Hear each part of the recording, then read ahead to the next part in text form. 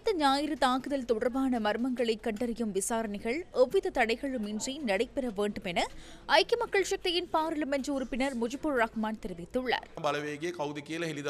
இந்த தாக்குதலுக்கு பின்னால் இருக்கும் கண்ணுக்கு தெரியாத சக்திகள் யார் என்பதை வெளிப்படுத்த வேண்டும் என்பதில் நாமும் தொடர்ந்தும் உறுதியாக இருக்கின்றோம்.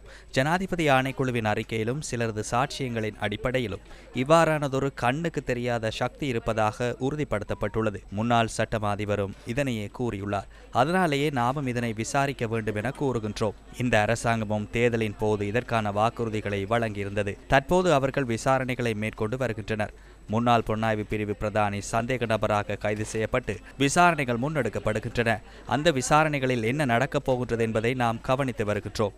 இதன் பின்னால் பிரதான சூத்திரதாரி இருப்பதாக முன்னாள் புலனாய்வு பிரிவு பிரதானி ஜனாதிபதி ஆணைக்குழுவில் வழங்கிய வாக்குமூலத்தில் தெரிவித்துள்ளார். இது சலேயின் வாக்குமூலம். தயவு செய்து அவரது வாக்குமூலத்தை எடுத்து வாசியுங்கள். அதற்கு மேல் எதற்கு பேச்சு? அந்த குழுவினர் யார்?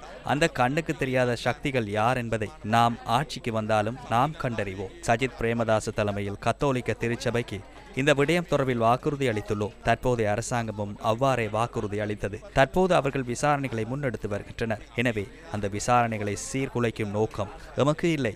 ஏனெனில் இந்த சம்பவத்தின் உண்மை தன்மையை நாட்டுக்கு வெளிப்படுத்த வேண்டியது எமக்கும் அவசியமாகும்.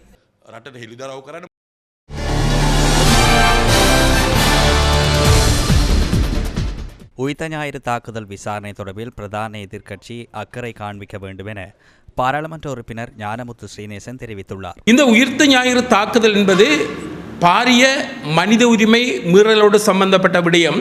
அந்த வகையில் கடந்த காலத்தில் 3 ஜனாதிபதிகள் இருந்திருக்கின்றார்கள். இவர்களது காலத்தில் உயிர்த்த ஞாயிறு தாக்குதல் சம்பந்தமான உண்மைகளை கண்டறிய முடியவில்லை என்றுதான் சொல்ல வேண்டும்.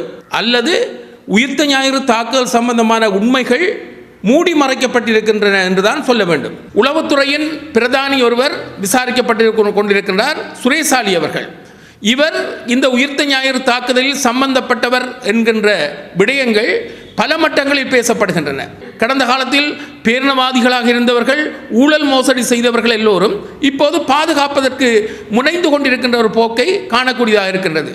கோத்தபாய ஆட்சி செய்த காலத்தில் உங்களுக்கு தெரிய வேண்டும், வந்தவுடனே இந்த விசாரணை குழப்பக்கூடிய விதத்தில் முக்கியமான விசாரணை செய்த அதிகாரிகளை கண்டபடி எங்கும் மாற்றினார்.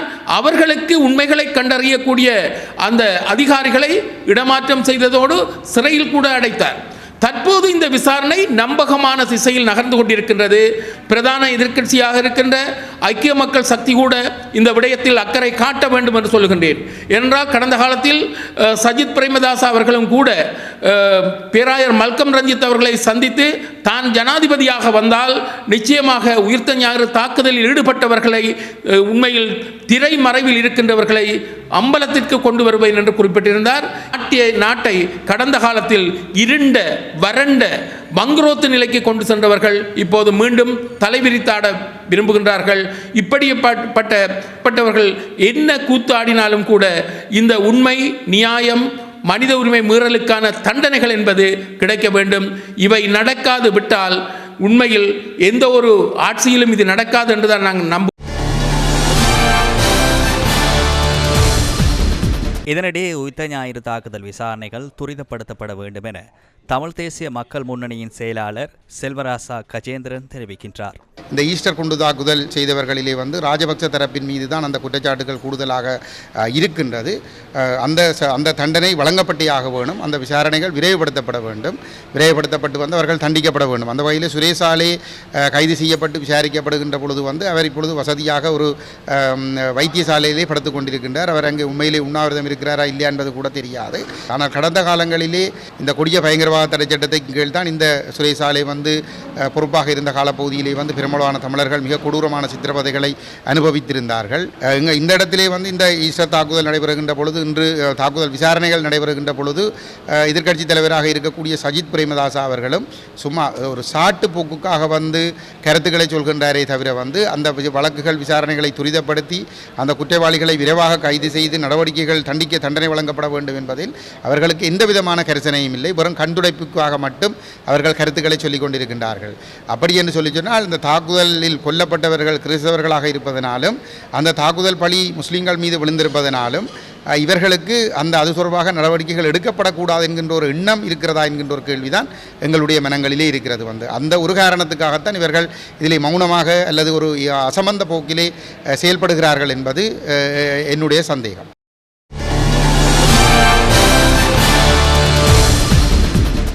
நேர்மையான மற்றும் பொறுப்புள்ள அதிகாரி என்றால் நீதிமன்றத்துக்கு உரிய தகவல்களை வழங்குவது சுரேஷ் சலேகின் பொறுப்பு என மாகாண சபைகள் மற்றும் உள்ளூராட்சி மன்றங்கள் பிரதி அமைச்சர் ருவான் சனர தெரிவித்துள்ளார்.